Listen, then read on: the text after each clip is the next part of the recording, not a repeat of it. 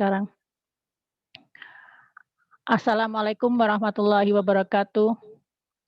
Semoga keselamatan, kecintaan Allah dan keberkahannya terlimpah kepada siapapun yang hadir di acara kita bersama hari ini.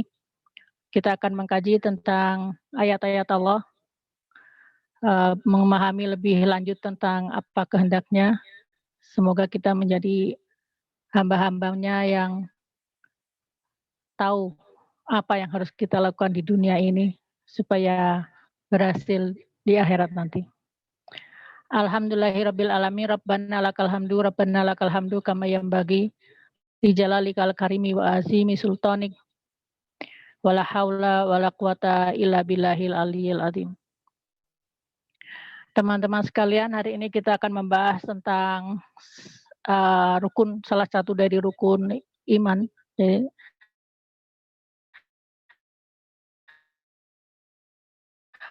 Rukun iman, salah satu beriman kepada qada dan qadar. Ya. Masalah qada dan qadar itu menjadi sesuatu yang mungkin menjadi banyak pertanyaan buat banyak orang, termasuk juga dengan saya. Saya sendiri juga mempunyai banyak sekali pertanyaan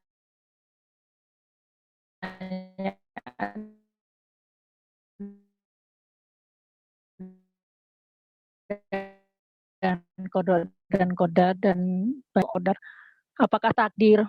Kemudian setelah itu alhamdulillah ketika sudah mulai membaca Al-Quran, menghafal Al-Quran, memahaminya, kemudian mencoba membaca tafsirnya, menyampaikannya, lama-lama itu yang namanya kabut kabut qada dan qadar itu sedikit demi sedikit mulai terkuak. Dan saya berbagi di sini bukan mengatakan bahwa saya adalah yang terbaik di antara teman-teman sekalian, tetapi saya berbagi di sini adalah untuk berbagi ilmu yang Allah titipkan kepada saya. Ya, semoga ilmu yang sedikit ini meskipun saya belum semuanya tahu, tetapi apa yang sedikit itu memang harus dibagikan supaya membawa berkah dan membawa kebaikan buat diri sendiri maupun teman-teman semuanya yang hadir di sini.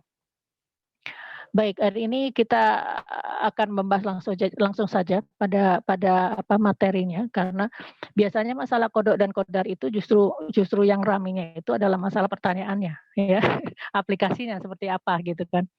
Dan nanti ada sesi tanya jawab, mungkin kita bisa kalau slide-nya cepat dan kita bisa selesai jam 16.45, kita masuk 16.45 langsung pertanyaan, lalu kita bahas lagi tentang apa qada dan qadar. Tapi apabila tidak, waktunya belum cukup, maka mungkin kita akan sampai jam 5 dan kemudian sesi bertanya jawab itu di jam 5 sampai jam 5.30. Teman-teman bisa ya, kalau ada pertanyaan silahkan diketik saja di kolom chat supaya tidak lupa, nanti kita bahas kembali. Baik,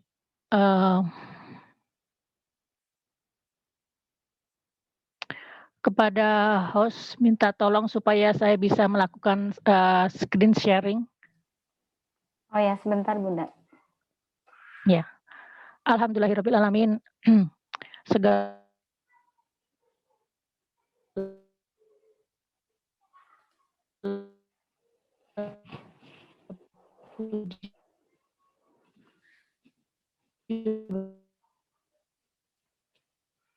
bagi Allah yang telah memberikan kepada kita kesehatan, akan mensyukuri apa-apa yang Allah berikan ini dengan insya Allah dengan belajar ilmu pada hari ini.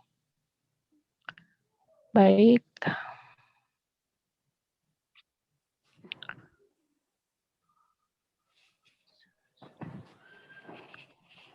Oke. Baik, di sini kita akan membahas qada dan qadar itu menurut Al-Quran, ya, yang seperti saya ceritakan, saya ceritakan pada awal bahwa saya mencari makna dari qada dan qadar itu bertahun-tahun, tapi kemudian dari menghafal Al-Quran, dari memahaminya, akhirnya saya bisa mencoba untuk membuat satu summarize, ya, membuat satu konklusi gitu, apakah yang disebut qada dan apakah yang disebut dengan qadar. Dan buat saya ini sumber yang sangat otentik, karena disinilah kita mendapatkan sumber langsung dari Allah Subhanahu Wa Taala. Di sini mungkin penasaran, ada yang kenapa gambarnya ini adalah batu, ya, batu, ya, karena sistem qadar atau takdir itu sangat relevan sekali terhadap keadilan. Jadi kalau qada itu adalah keinginan Allah, tapi takdir itu sangat relevan dengan keadilan. Oke. Kita mulai dengan bacaan basmalah. Bismillahirrahmanirrahim. Alhamdulillahirabbil alamin. Baik, kita lihat sekarang asal kata ya. Kalau ternyata untuk memahami qada dan qadar itu kita perlu memahami sedikit tentang bahasa Arabnya sehingga kita juga bisa bisa memahami lebih detail lagi ya.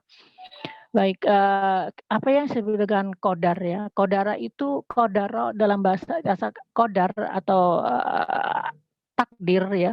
Qadar itu asal mula katanya dalam bahasa Arabnya adalah qadara. Qadara itu artinya menentukan, menetapkan sesuai dengan hitungan, sesuai dengan ilmu dari Allah Subhanahu wa taala dan sesuai dengan kadarnya. Jadi ingat kata kuncinya adalah qadara itu kalau di dalam bahasa Indonesia adalah kadar ya, kadar. Misalkan orang bilang emas itu berapa kadarnya? Emas ini saya beli emas berapa kadarnya? 24 karat, 22 karat. Artinya timbangannya, kontennya itu ada 22% atau 24% gitu. Jadi kadar ya, berapa sih kadar air dalam tubuh manusia? Kadar air dalam tubuh manusia itu sekitar 80%. Jadi kata qadara itu erat dengan kata makna, dengan kata kadar atau sesuai dengan yang diperlukan, sesuai dengan yang seharusnya. Jadi kalau di ulama-ulama dari yang membahas tentang Asmaul Husna mengatakan bahwa yang terhubungan dengan qadar itu adalah sesuatu yang ada hubungannya dengan ilmunya Allah Subhanahu wa taala.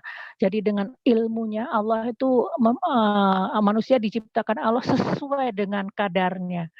Dia punya kewenangan, dia punya batasan. Seekor kucing diciptakan sesuai dengan kadarnya. Dia diciptakan untuk mengeong dan kemudian untuk makan, tapi dia tidak diciptakan untuk bisa membuat sebuah perusahaan, misalnya begitu. Jadi ada kadarnya. Ya, sedangkan takdir itu adalah salah satu bentuk dari bahasa Arab yang merupakan satu kata benda yang artinya adalah penetapan yang berulang-ulang sesuai dengan kadarnya. Jadi takdir itu adalah suatu penetapan ketentuan ya yang terjadi dengan berulang secara intensif sesuai dengan kadarnya.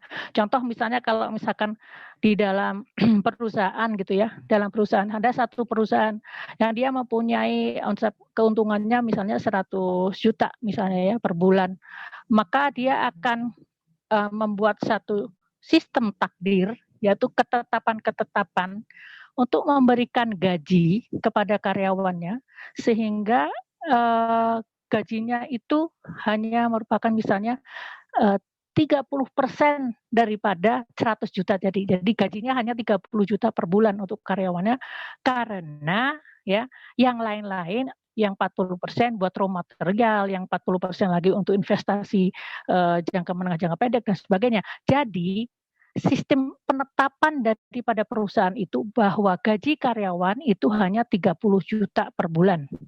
Misalnya begitu, ya. Nah, ini disebut dengan takdir itu tadi. Jadi suatu ketetapan yang Allah yang diberikan oleh yang membuatnya itu sesuai dengan batasan, sesuai dengan kadarnya sehingga semua fungsi dari makhluk-makhluk ciptaan Allah itu bisa berjalan dengan selayaknya, ya. Jadi kalau secara hakikatnya ya secara lebih luasnya artinya takdir atau qadar itu adalah ketetapan Allah yang sesuai dengan sunatullah atau hukum-hukum Allah dan ada perhitungan di dalamnya ya sehingga kadar keadilannya terjaga dan mengikuti hukum sebab akibat. Nah ini ya, ini kalau ini kayaknya agak susah gitu ya, apa sih maksudnya?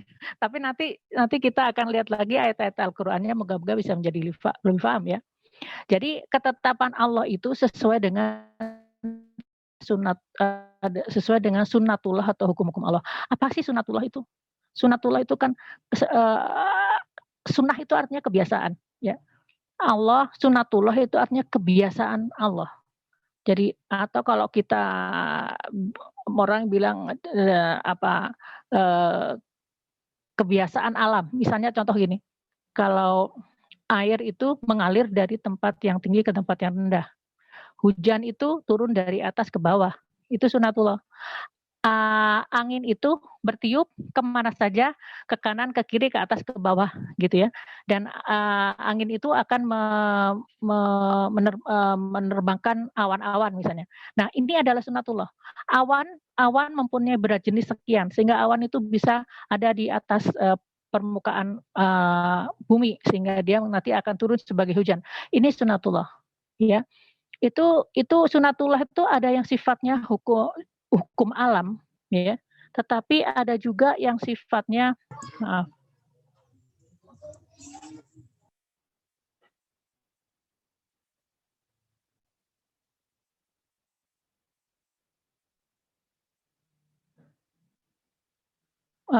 minta tolong kepada host untuk mute saya.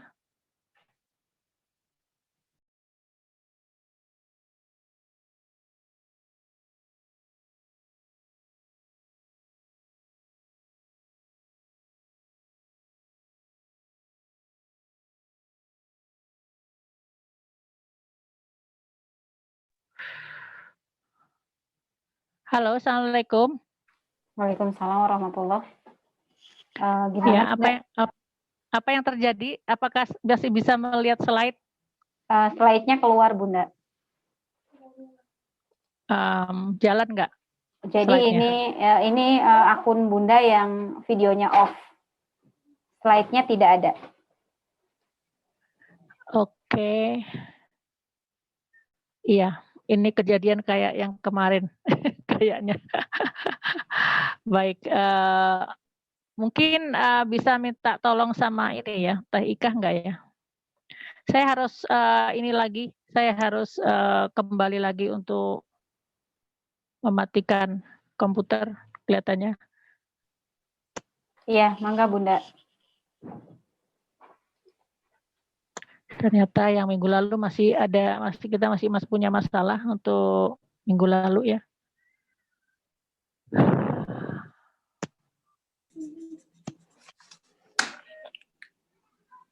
Oke, jadi saya lanjutkan aja sambil nanti menunggu ya.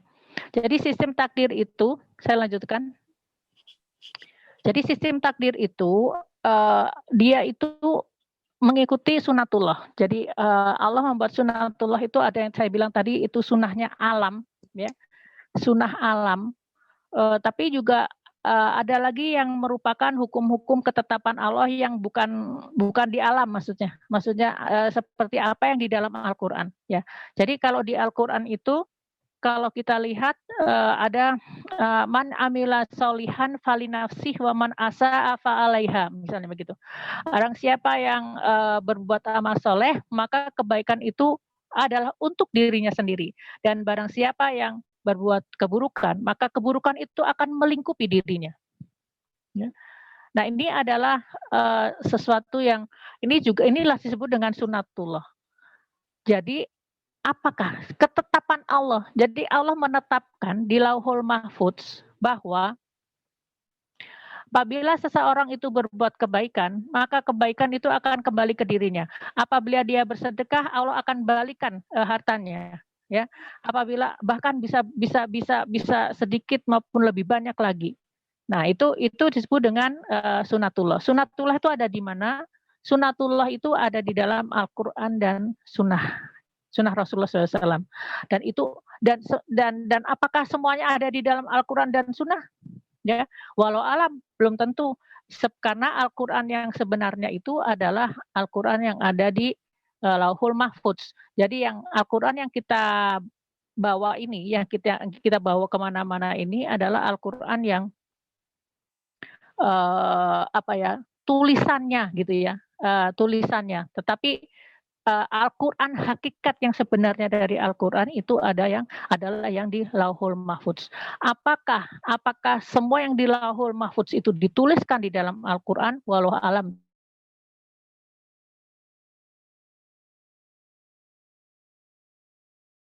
Lakukan semua action untuk menjalankan sebuah perusahaan, akan tetapi keputusan-keputusannya itu ada di dalam skep atau surat keputusan perusahaan, ya. Nah, jadi tidak semuanya bisa terwakili memang, tapi paling tidak kita orang karyawan bisa melihat, oh begitu ya maksudnya ya, apa yang berapa sih keuntungan perusahaan mau bikin apa tahun 2021 dan sebagainya. Jadi itulah gambaran kurang lebih apa disebut dengan sunatullah. Ya, karena itulah kita itu mempelajari sunatullah, ya. Karena di dalam sunatullah itu sendiri ya itu ada takdir Allah juga di dalamnya gitu, ya.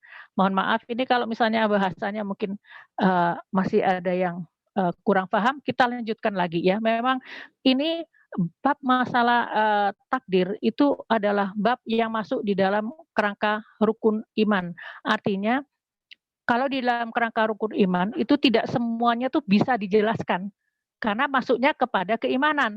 Kalau semuanya bisa dijelaskan, maka itu sudah tidak perlu keimanan lagi, ya.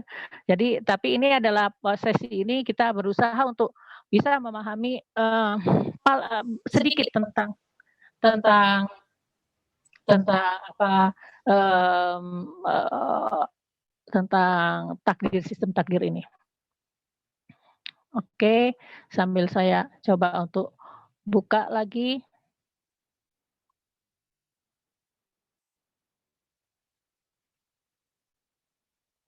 Kita masuk ke share screen-nya.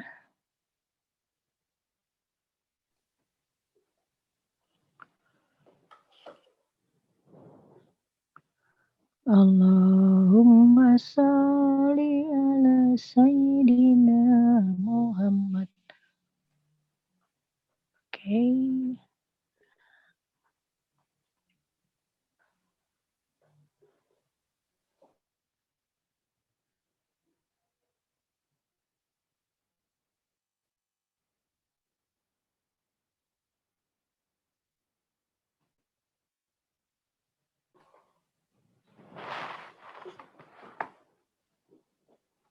Alhamdulillah sudah muncul ini Bunda. Sudah muncul ya? Oke, sudah muncul. Cuman Bundanya belum muncul ya? Oke, nggak apa-apa. Oke. Sip, alhamdulillah.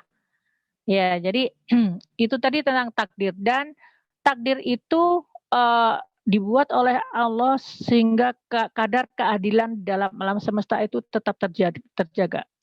Dan takdir ini mengikuti suatu hukum sebab akibat, yang hukum sebab akibatnya itu ada sebagiannya itu ada di dalam Al-Qur'an. Ya. Jadi oke, itu dulu ya. Nanti kita bahas lagi. Nah, sekarang kodok. Apa yang disebut kodok? Kodok itu ada artinya sama ya. Kita lihat nih, kodaro menetapkan sesuatu dengan hitungan, tapi kodok menentukan, memutuskan, memerintahkan. Kodok ini jauh lebih strong. Kodok ini adalah ketetapan Allah yang mutlak merupakan kehendak Allah, yang tidak harus mengikuti hukum alam, tidak harus berproses, dan terjadi dengan sempurna. Dan ini merupakan bukti kekuasaan dan kesempurnaan Allah Subhanahu wa taala. Contoh misalnya gini, kalau manusia itu lahir. Manusia itu dilahirkan dia melalui proses dulu. Ada sperma bertemu dengan sel telur, kemudian ada zigot, kemudian zigotnya ibunya makan, kemudian ibunya harus sehat, kemudian zigotnya membesar, kemudian dia menjadi janin, ya, kemudian kemudian ditiupkan ruh, kemudian dia melahirkan pada 40 minggu kurang lebih dan sebagainya. Nah ini hukum alam, artinya semua makhluk Allah mengikuti ketetapan ini. semua makhluk Allah rata-rata 99,9% dia harus dilahirkan oleh ibunya. Dan saya belum pernah ada yang tahu dilahirkan oleh bapaknya ya. Dan itu perlu juga bapak dan ibu untuk melahirkan seorang anak ya. Ini disebut dengan hukum alam ya. Nah, tetapi kalau ketetapan Allah yang sifatnya qada itu, maka dia tidak harus mengikuti hukum alam. Contoh misalnya dengan kelahiran Nabi Isa alaihissalam. Nabi Isa alaihissalam itu lahir dengan wa nafakhna fi ruh. Jadi dan Allah meniupkan ruhnya, kemudian Maryam hamil dan kemudian melahirkan Nabi Isa. Jadi tidak ada bapak, Nabi Isa tidak mempunyai bapak. Ini yang disebut dengan kodok. Jadi sesuatu yang terjadi, yang semuanya itu mutlak menunjukkan kekuasaan Allah dan terjadinya tidak harus ada proses. Ya, yang contoh tidak ada proses itu kelahirannya Nabi Adam. Nabi Adam alaihissalam tidak pakai proses ya, kita nggak tahu prosesnya, tapi yang jelas prosesnya pasti berbeda dengan kita. Penciptaan istrinya ya, Siti Hawa juga dari tulang rusuknya katanya gitu, bukan dilahirkan oleh Nabi Adam, tapi dari tulang rusuknya. Nah ini disebut dengan contoh yang disebut dengan kodok. Baik, selanjutnya kita akan membahas tentang kalau ada yang tanya silakan masuk aja ke chatting. Ya, dalam memahami kata takdir ini, saya ingin bahas sedikit tentang makna al-qadir, ya, al-qadir, al-qadir, dan al-muqtadir. Ya, asal katanya sama, yaitu qadaro. Ya, kalau al-qadir itu artinya di kata qadir itu artinya dalam bahasa Arab artinya yang melakukan. Jadi al-qadir yaitu Allah. Kalau al pakai al berarti asmaul husna, al-qadir ialah Allah yang mentakdirkan ya segala hal sesuai dengan ilmunya ya. Dan kemudian sebelum dia menakdirkan sesuatu itu, dia mengatur semua hal itu dan sebelum menjadikannya. Jadi dengan ilmunya yang maha itu, Allah maha tahu apa yang dia buat ini akan seperti apa jadinya ya. Dan bagaimana nanti akhirnya itu salah satu kemahakuasaan Allah dalam mentakdirkan segala sesuatu. Contoh misalnya kalau kita manusia nih ya, saya dulu kan ada di pabrik pesawat misalnya, bikin pesawat, tapi kita nggak pernah tahu pesawat ini akan hidup sekian berapa tahun ya, apakah akan sertifikasinya kapan diselesainya gitu sesuai waktu atau tidak, nanti dia punya umur berapa tahun, nanti dia punya masalah di berapa tahun, masalahnya apa saja itu kita tidak tahu. Tetapi kalau al-qadir, yaitu Allah tuh maha mentakdirkan segala hal. Dengan ilmunya dia tahu apa yang akan terjadi dengan ciptaannya itu. Ini disebutkan kalau di dalam Al-Qur'an, ada disebutkan di dalam surat ini. Ya. Katakanlah dia Allah yang berkuasa. Kul huwal qadiru. Katakanlah dia adalah yang maha kuasa untuk menetapkan ketetapan-ketetapan untuk alam semesta ini. Ya, dia juga berkuasa untuk mengirimkan alaikum azabam min fawqikum. Dia juga berkuasa untuk mengirimkan azab kepadamu min fawqikum dari atas, au min tahti arjulikum atau dari bawah kakimu, dari atas misalnya hujan yang sangat deras ya atau petir, atau azab dari min tahti arjulikum dari kaki-kakimu misalnya dari gempa ataupun banjir ya. Kemudian au yal bisakum atau mencampurkan kamu dalam golongan-golongan yang saling bertentangan ya. Ba'dukum ba'sabat. Satu sama lain itu saling bertentangan. Allah mampu melakukan itu semua. Dan juga Allah juga mampu untuk merasakan kepada sebagian kamu keganasan dari bagian-bagian yang lain. Jadi permusuhan di antara manusia. Dan Allah berkata, unzur, ya, maka perhatikanlah kaifa nusarrifu al-ayati la'allahum yafqahun ya. Jadi perhatikanlah, lihatlah betapa kami itu mendatangkan semua tanda-tanda kebesaran kami itu saling silih berganti agar kamu tuh berpikir, agar kamu tuh paham dengan apa yang aku inginkan ya. Ya di sini ada satu hal yang ingin saya garis bawahi dengan ayat ini. Ayat-ayat yang semisal ini. Ayat-ayat yang semisal ini bahwa Allah mampu mengirimkan azab, Allah mampu mengirimkan azab dari atas, dari bawah, kapanpun dan sebagainya. Itu hanya menunjukkan kemahakuasaan Allah. Artinya innallaha la dzulma lil abid. Allah tidak akan zalim kepada hambanya. Allah juga tidak akan mengirimkan azab kalau enggak ada sebabnya. Ya, karena Allah itu mengharamkan sifat zalim dirinya kepada hamba-hambanya. Nah, ini mungkin yang juga perlu kita kita pahami dalam belajar takdir itu. Jadi kalau Allah menunjukkan sifat kemahabesaran seperti ini artinya Allah menunjukkan dia itu maha melakukan segalanya, tetapi belum tentu dia melakukan semuanya. Paham ya? Jadi seseorang yang misalnya ada seseorang yang sangat super power ya, misalnya atau Raja Sulaiman, Nabi Sulaiman. Nabi Sulaiman adalah nabi yang sangat kaya, yang katanya menguasai sepertiga belahan dunia saat itu. Nah, Nabi Sulaiman ini adalah kalau dia mau berbuat zolim, dia bisa. Kalau dia mau maksa pada kaumnya untuk hanya tunduk patuh pada dia gitu ya, dan mensekutukan Allah, dia gak diberikan ya sebagian dari kemampuan itu gitu. Kalau dia merampas harta orang karena dia punya tentara, dia bisa melakukannya ya. Tapi apakah Nabi melakukannya?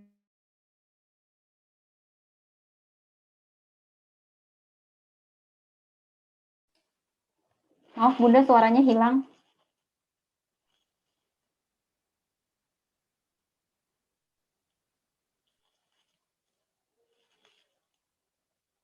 Assalamualaikum. Ya, sudah Bunda. Udah masuk lagi ya. Jadi ayat-ayat yang menunjukkan kebesaran Allah itu bukan untuk seperti ngancem-ngancem gitu, bukan gitu loh. Karena nanti kita lihat bahwa semuanya sesuai dengan azas keadilannya. Allah tidak akan memberikan hukuman atau memberikan azab kepada satu kaum ya sebelum kaum itu melakukan sesuatu yang buruk. Kalau dia nggak buruk, Allah tidak akan melakukan hal-hal yang buruk kepada manusia ya. Nah, ini salah satu contohnya. Kemudian selanjutnya, nah, kemudian yang kedua adalah makna al-qadir. Jadi panjangnya itu yang dir. Kalau tadi panjangnya di ko, ya sekarang panjangnya dir. Al-qadir ini artinya menunjukkan bahwa dia dalam bahasa Arab ya, bentuk yang seperti ini merupakan bentuk kata sifat, tapi juga merupakan suatu bentuk superlatif. Jadi artinya kalau good, better, best gitulah ya. Jadi kalau misalnya di sini Allah sebagai mempunyai kekuasaan untuk menakdirkan segala sesuatu sesuai dengan ilmunya, dia mampu melakukannya dalam berbagai macam hal. Dia mempunyai kekuasaan yang sangat besar, kekuasaannya tidak terbantahkan, dan pelaksanaan dari sistem takdirnya itu sesuai dengan ketetapannya. Jadi Allah tidak akan menyeleweng dari tidak menyeleweng dari sistem takdirnya itu ya. Nah, kemudian yang selanjutnya ada Al-Muqtadir. Ini Asmaul Husna. Kalau dalam Asmaul Husna itu yang Asmaul Husna sebetulnya yang Al-Qadir sama Al-Muqtadir ya. Kalau Al-Qadir itu kata sifatnya, tapi sering di dalam Al-Qur'an itu dia bukan Asmaul Husna, tapi dia sebagai kata sifat. Wallahu ala kulli syai'in qadir. Kan sering ya membaca seperti itu ya. Kemudian kalau Al-Muqtadir itu adalah mengandung arti mubalaghah atau mengandung arti yang lebih ya. Dari kalau dalam bahasa Arab kata mu itu menunjukkan yang melakukan itu melakukannya dengan usaha dan juga dengan kepandaian ya. kayak orang mukmin muslimin ya. Orang mukmin juga dia harus berusaha untuk mendapatkan keimanannya gitu kan. Orang muhsin, orang yang harus dia berusaha untuk bisa menjadikan dirinya lebih baik. Nah, itu begitu. Nah, al-muqtadir ini artinya mengandung makna yang lebih dalam lagi.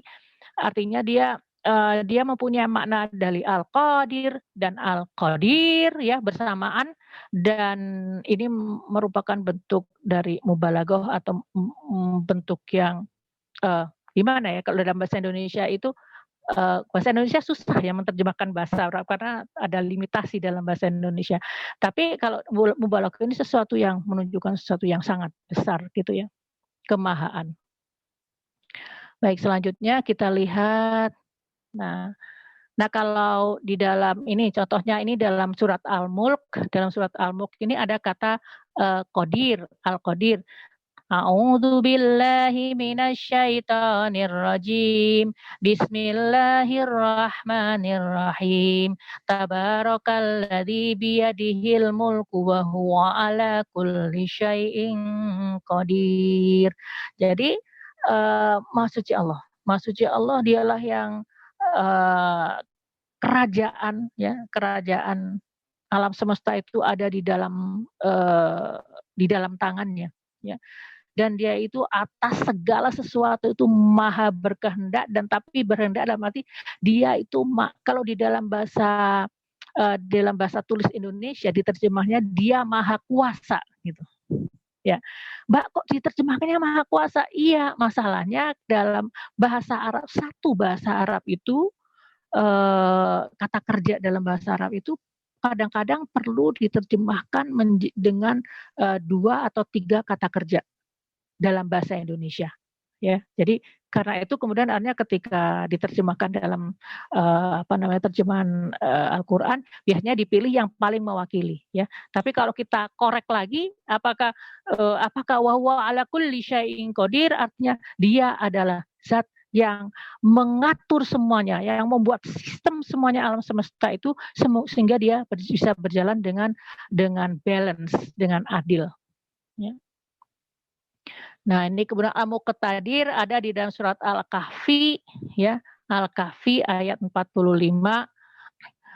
Wadrib lahum masalal hayatid dunya kama in anzalnahu minas sama fahtalata bihi nabatul ard fa asbaha hashiman tadruhur riyah wa kana Allahu ala kulli syai'im muqtadira. Nah, ini ya. Biasanya wallahu ala kulli syai'in qadir, di sini wa kana Allahu ala kulli syai'im muqtadira.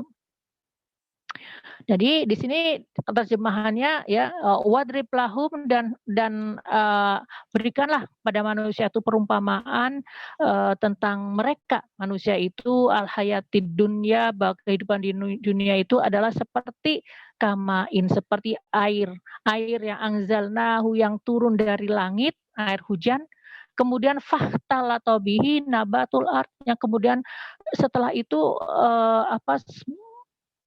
tanaman itu semua muncul ya, tumbuh-tumbuhan muncul di muka bumi ya, faasbaha hashiman tadruhur riyah, dan tumbuhan itu kemudian setelah itu kering dan diterbangkan oleh angin. Maksudnya ketika padang mahsyar. Jadi maksudnya gini, jadi kehidupan dunia itu seperti air hujan. Dulunya tuh tidak ada apa-apa di bumi ini, kemudian diturunkan air ya, dan kemudian dari air itu kemudian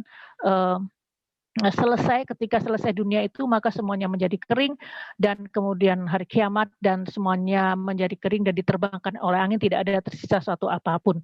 Nah, ini yang disebut dengan perumpamaan dari dunia. Wa kana Allahu ala kulli syai'in muqtadira, dan sesungguhnya keadaan Allah itu atas segala sesuatu itu dia maha kuasa. Tuh terjemahannya sama, maha kuasa atas segala sesuatu ya. Tapi di sini yang dilakukan kenapa bukan pakai ala kulli syai'in qadir, karena ini untuk menunjukkan betapa hebatnya kekuasaan Allah terhadap dunia ini, bahwa dunia ini adalah sesuatu yang dimanage oleh Allah, dan Allah maha kuasa atas segala sesuatu di dunia ini. Oke, selanjutnya slide-nya hilang lagi, Bun. Oh, slide-nya hilang lagi. Masya Allah. Oke.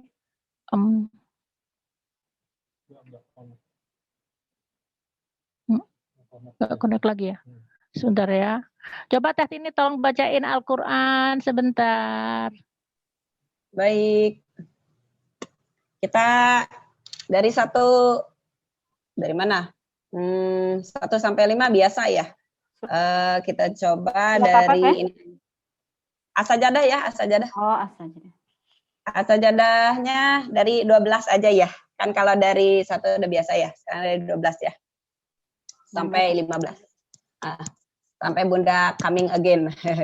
A'udzu billahi minasyaitonir rajim. Bismillahirrahmanirrahim. Walau tara idzil mujrimuna nakisu ru'usihim 'inda rabbihim Rabbana abasarna wa sami'na farji'na na'mal salihan inna muqinun walau syi'na la'ataina kulla nafsin hudaha walakin haqqal qawlu minni la'amla'anna jahannama minal jinnati wan nasi ajma'in fadhuqul adzaba bima nasitum liqa'a yaumikum hadza. Ulang. Fadhuqu bima nasitum liqa'a yaumikum hadza inna nasinakum wadhuqu adzabal khuldi bima kuntum ta'malun innama yu'minu bi ayatina alladhina idza dzukkiru biha kharru sujjada wasabbahu bihamdi rabbihim wa hum la yastakbirun. Itu sampai 15. Kita lanjut ya, 1 halaman ini ya. Ayat 16. Tatajafa junubuhum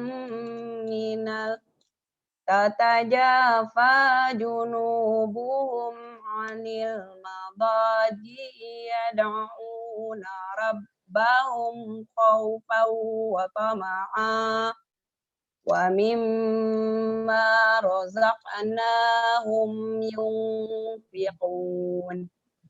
Bundanya sudah masuk?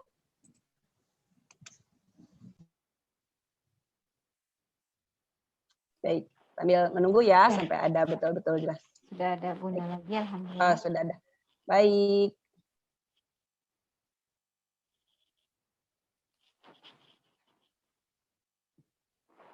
Tapi suaranya belum masuk ya, Bunda. Ya, terima kasih tes ini yang sudah mengisi dengan bacaan Al-Quran.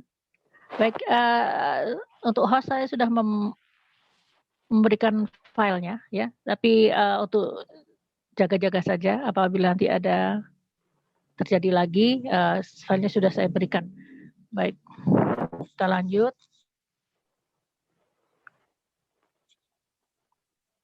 Kita lanjutkan sampai tadi pembahasan tentang qadar ya, tentang kodok maksud saya. Tentang kodok kita lihat slideshow.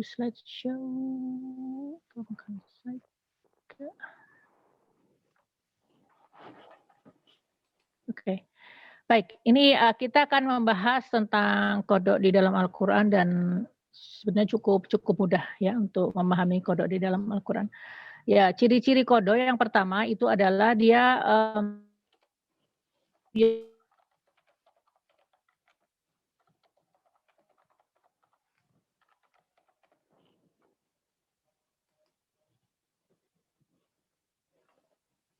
Suaranya Bunda.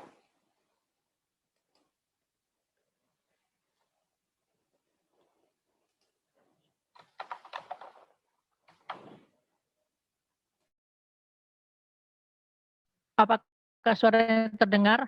Sudah Bun. Udah ya. Oke. Ya, jadi ini kembali lagi tentang kodok, yaitu biasanya ada kata kun fayakun ya di dalam ayat-ayat Al-Quran itu. Misalnya dalam surat An-Nahl ayat 40 disebutkan innama qauluna li syai'in idza aradnahu ayyaqula lahu kun fayakun. Sesungguhnya qauluna, perkataan kami terhadap sesuatu, li syai'in, tentang sesuatu, idza apabila kami aradna, kami menghendaki, maka kami hanya berkata kun, jadilah, maka terjadilah dia. Ya. Jadi di sini disebutkan bahwa Allah aradnahu, bahwa Allah itu mempunyai kehendak. Ini yang mungkin juga harus kita pahami, bahwa Allah Maha Kuat, Allah Maha segalanya, dan Allah mempunyai kehendak. Artinya jangan sampai menganggap yang berkehendak hanya kita saja dan kita memaksa Allah untuk berkehendak sesuai dengan kehendak kita. Nah, ini kadang-kadang dalam kehidupan nanti suka rancu gitu ya. Ya Allah, sekarang aja doanya dikabulin. Nah, ini namanya melanggar dari aturan Allah, karena masalah waktu itu, waktu pengabulan doa itu adalah prerogatif Allah. Jadi ini nanti yang kita lain kali, insya Allah moga-moga lama-lama kita akan belajar bagaimana apa yang tidak boleh kita lakukan, apa yang tidak boleh kita pikirkan, karena itu melanggar daripada kebesaran Allah Subhanahu Wa Taala. Oke, selanjutnya yang kedua tentang kodok itu terlihat dalam penciptaan Nabi Adam alaihissalam, ya, dalam surat Ali Imran ayat 59. Inna masala Isa indallahi kamatsali Adam khalaqahu min turab tsumma qala lahu kun fayakun. Dan sesungguhnya penciptaan Nabi Isa di sisi Allah itu seperti penciptaan Adam, karena tidak mengikuti sunatullah. Allah menciptakan khalaqahu min turab, dan Allah menciptakan Nabi Adam itu dari tanah, dan kemudian summa qala lahu, dan dia berkata kun fayakun, maka jadilah, maka terjadilah Nabi Adam menjadi seorang manusia. Ya. Demikian juga dalam surat Al-Isra disebutkan demikian juga. Ini kayaknya waktunya tinggal sedikit lagi, jadi saya harus agak sedikit ngebut. Untuk kemudian penciptaan Nabi Isa. Penciptaan Nabi Isa sama. Penciptaan Nabi Isa itu juga dalam surat Ali Imran juga disebutkan ya bahwa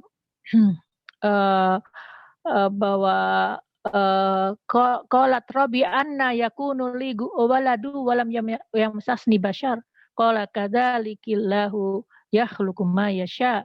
Idza qada amran fa innama yaqulu lahu kun fayakun.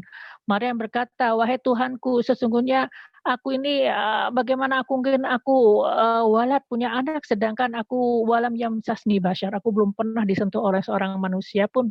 Maka Allah berfirman, qala kadzalikillahu yakhluqu ma yasha. Sesungguhnya demikianlah Allah kalau ingin menginginkan sesuatu, maka dia hanya berkata fa idza qada amran, dia menginginkan sesuatu, dia hanya berkata dan kemudian kun fayakun, maka terjadilah. Ya.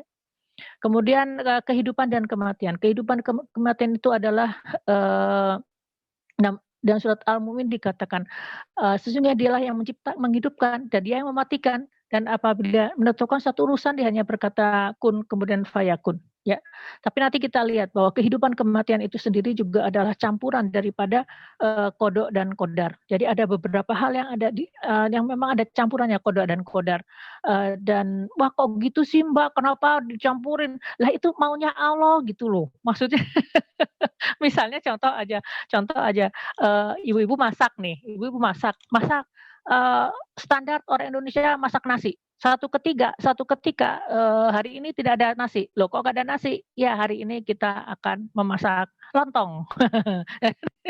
Jadi bukan nasi atau kita masak pasta gitu kan boleh-boleh aja yang punya rumah siapa, yang ibu-ibunya masak siapa, ya tidak apa-apa kalau kemudian tidak sesuai dengan apa pakemnya, yaitu seperti itu. Kehidupan dan kematian itu juga termasuk daripada ada campuran antara qada dan qadar.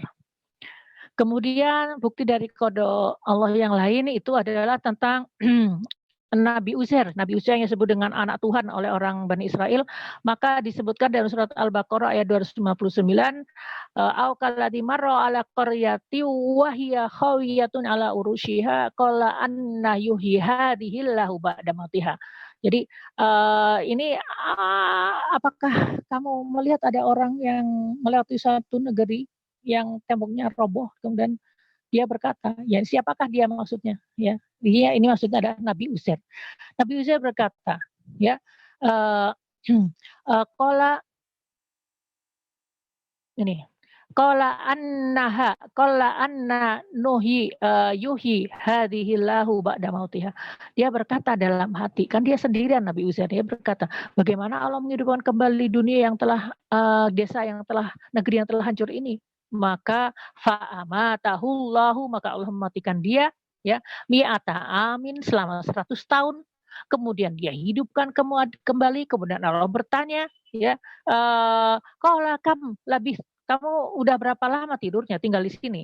Maka dia menjawab, qala labisna yauman au ba'da yaum. Aku tinggal di sini kayaknya sehari atau setengah hari saja. Tapi ternyata tidak, kata Allah, kamu tinggal di sini sama 100 tahun. Kemudian dengan izin Allah kemudian menunjukkan bagaimana keledainya ini yang dulunya sudah menjadi tulang belulang itu menjadi hidup di depan mata Nabi Uzair. Jadi setelah itu kemudian di sini di akhir ayat dikatakan qala a'lamu annallaha ala kulli syai'in qadir. Sekarang aku tahu bahwa sesungguhnya Allah itu atas segala sesuatu itu maha berkehendak, maha berkuasa.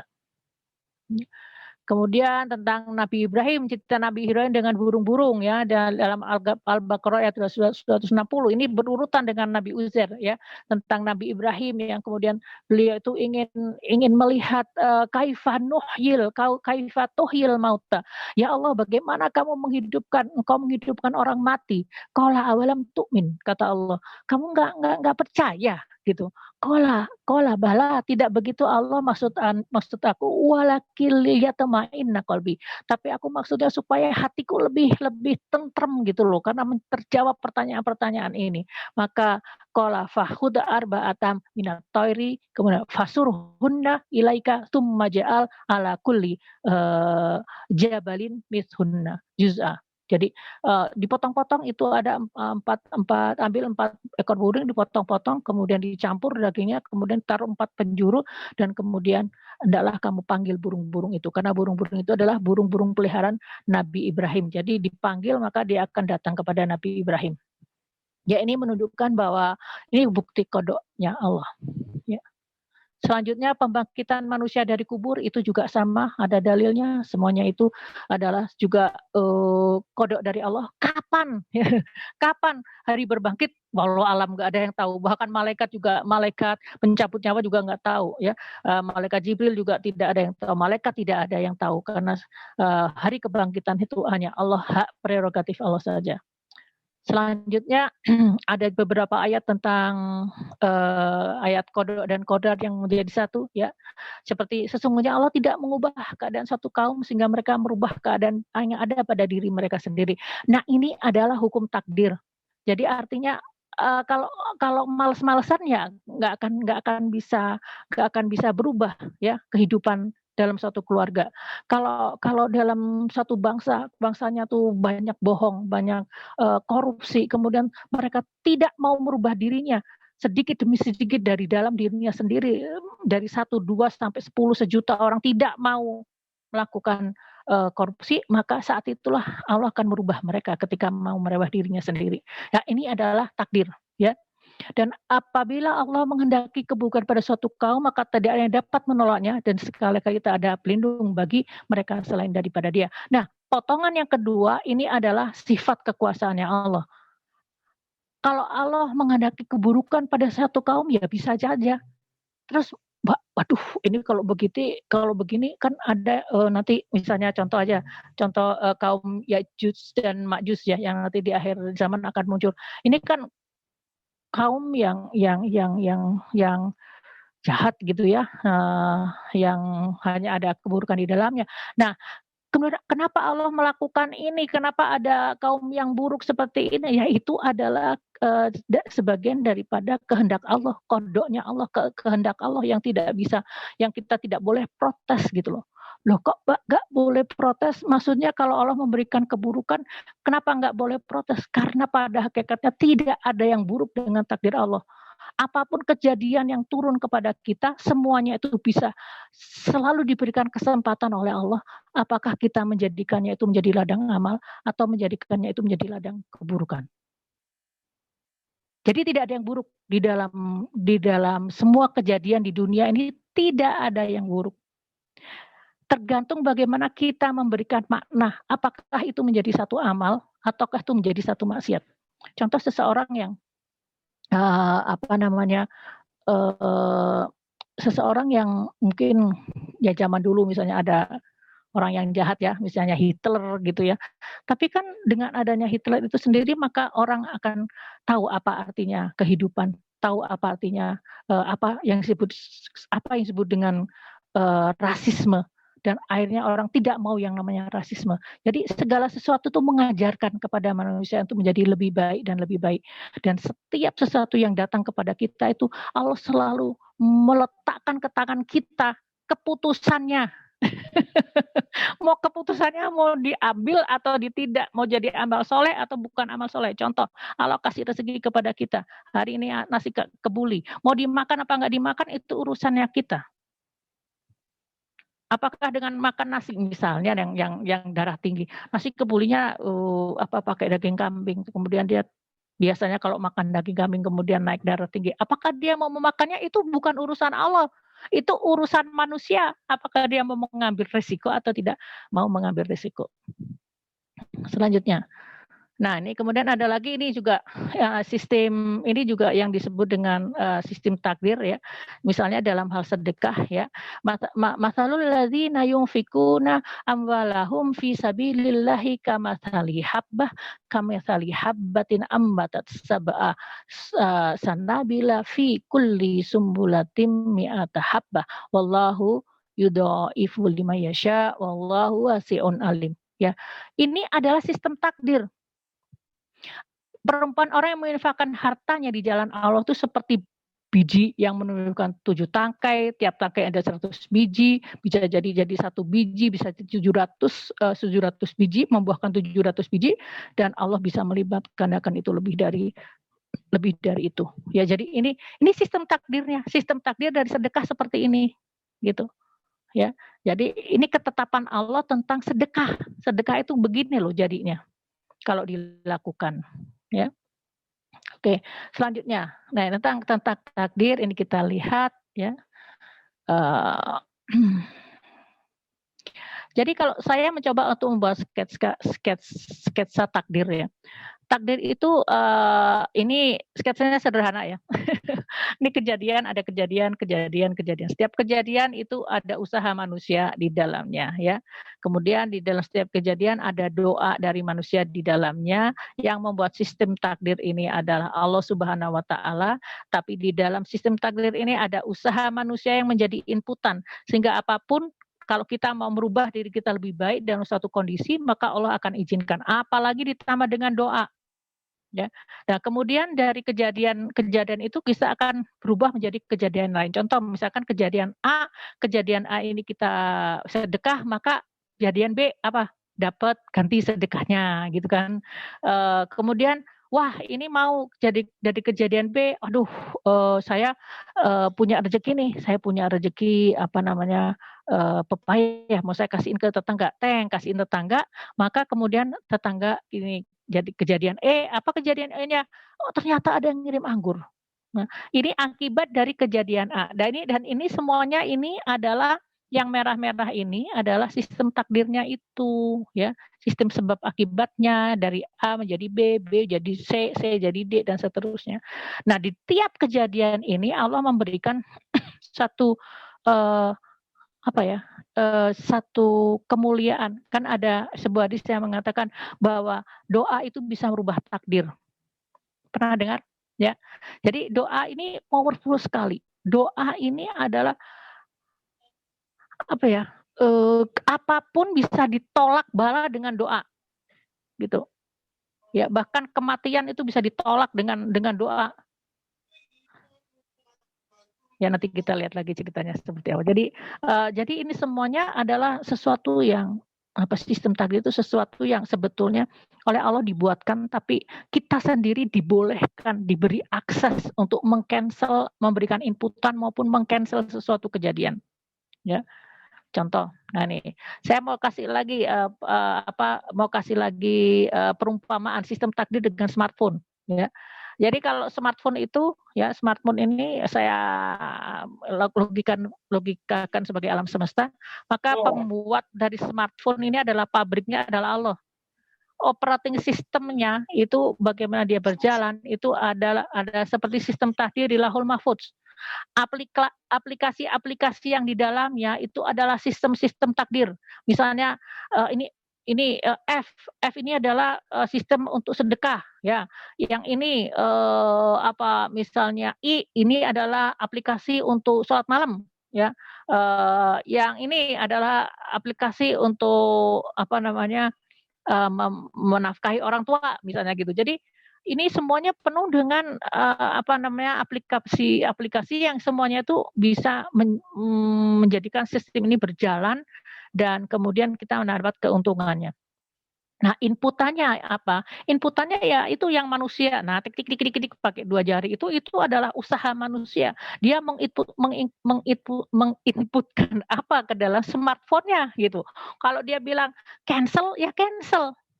Ya, nggak jadi gitu. Kalau dia mau ngisi, tapi kadang-kadang ada ya, udah masukin sesuatu, loh kok keluarnya kok tidak seperti yang diharapkan. Kenapa? Karena dia nggak ngerti sistem takdirnya kayak apa, sistem aplikasinya kayak apa, gitu.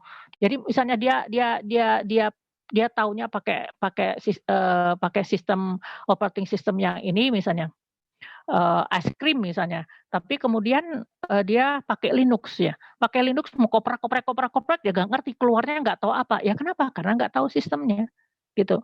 Itu supaya tahu sistemnya bagaimana, ya kita harus belajar Al-Quran. Belajarnya nggak semuanya Mbak, nggak ngerti semuanya, nggak apa-apa sedikit-sedikit aja, yang penting kita belajar gitu kan. Nah kemudian ada tombol on diaktifkan, itu yang mengaktifkan Allah ya. Nah tombol off, kalau misalnya ada off yang tung gitu dimatiin sendiri, ya itu bunuh diri namanya. Jadi orang bunuh diri karena sistemnya Allah dimatiin sama dia gitu. Dia bunuh diri namanya ya. Itu contohnya seperti itu. Moga-moga ilustrasi ini bisa jadi pemahaman ya. Nah, kemudian selanjutnya, nah ini contoh takdir ini penciptaan langit dan bumi ini juga satu kodok dan kodar. Penciptaan langit dan bumi itu dimulai dengan kodoknya. Jadi ketika Big Bang itu kodoknya, tapi prosesnya untuk bisa jadi planet ini, ada matahari, ada apa, itu semuanya itu adalah sesuai dengan takdirnya. Ya. Kemudian ini ada juga sebuah bencana ya. Bencana itu sistem takdir, itu bencana itu karena maksiat ya. Dan surat An-Nisa disebutkan, dan apa saja bencana yang menimpa kamu itu karena kesalahan diri kamu sendiri.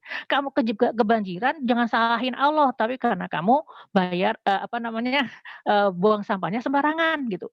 Sekarang ada gas metan ya, lubang ozon terbuka. Kenapa? Ya salah satunya karena ada gas metan. Gas metan kenapa? Buang sampah dicampur ya. Jadi sering ada TPA yang menggunung. Harusnya tidak seperti itu. Harusnya bahan-bahan organik itu dijadikan dikelola sendiri menjadi kompos untuk kebaikan tanaman-tanaman kita, kebaikan bumi kita. Tapi tidak, orang nggak mau peduli. Yang penting semuanya masukin ke TPA, dan itulah yang terjadi. Hewan-hewan pun mati juga karena makan plastiknya. Ini seperti ini. Jadi pada intinya semua musibah yang menimpa kamu, maka itu adalah disebabkan oleh perbuatan tanganmu sendiri. Dan wa'afu an katsir kata Allah. Dan Allah memaafkan sebagian besar daripada kesalahan-kesalahan kamu. Ya, jadi ini kita terima dulu ya Al-Quran seperti ini. Nanti kita lihat lagi, kita pikirkan dalam kehidupan kita. Oh iya ya, orang tuh banyak masalah di dunia ini sebenarnya karena salah kita sendiri sih gitu ya. Tapi di sini Allah wa'afu an kafir, sesungguhnya Allah memaafkan sebagian besar dari kesalahan manusia. Yang menjadi masalah adalah manusia yang tidak tahu sebab dari musibah yang menimpanya. Dia punya masalah, dia nggak tahu sebabnya gitu. Tapi kemudian dia bilang, ya Allah, kenapa nasib saya seperti ini? Kenapa nasib saya jadi apes begini gitu ya? Ternyata itu memang karena sesuatu yang dilakukan yang dia tidak tahu. Saya pernah ada seorang yang mengalami hal seperti ini. Dia seorang kepala keluarga, soleh, mencari pekerjaan dengan halal dan sebagainya gitu.